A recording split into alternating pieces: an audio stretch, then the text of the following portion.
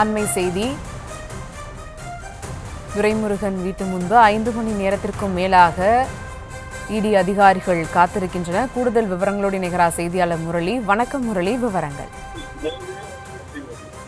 வணக்கம். கடந்த 2019ஆம் ஆண்டு நடைபெற்ற அந்த நாடாளுமன்ற தேர்தலின் போது, அதாவது வேலூர் மக்களவை தொகுதியில திமுக பொதுச் செயலாளர் துரைமுருகன் மகன் கதிர் ஆனந்த் போட்டியிட்டார்.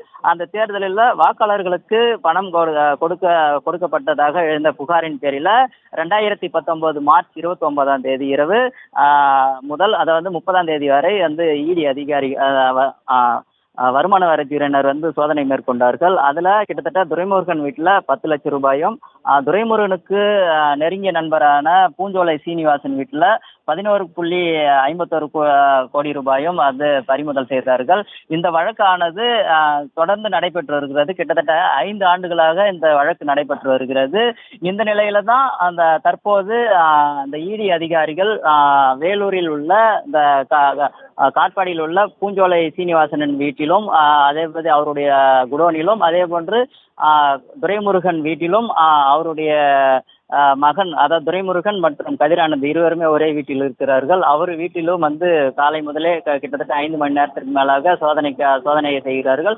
அதாவது துரைமுருகனும் அதே போன்று கதிர் ஆனந்தும் வீட்டில் இல்லாத சூழலில் அவங்க இடி அதிகாரிகள் கிட்டத்தட்ட 5 மணி நேரத்திற்கு மேலாக துரைமுருகன் வீட்டு வாசலிலே காத்து கொண்டிருக்கிறார்கள். அவர்கள் வந்த பிறகுதான் அவர்கள் வீட்டுக்குள்ள நுழைஞ்சு அவரிடம் விசாரணை மேற்கொள்வார்கள். அவர் வீட்டிலும் சோதனை மேற்கொள்வார்கள்.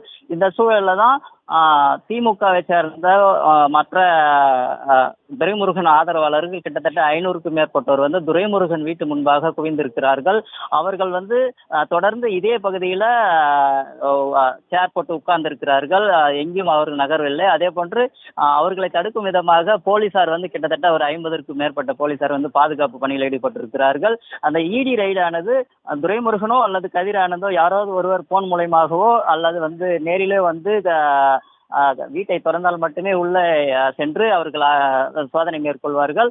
ஆனால் கிட்டத்தட்ட தற்போது 5 மணி நேரமாக அவர்கள் துரைமுருகன் வீட்டு வாசலிலே காத்து கொண்டிருக்கிறார்கள்.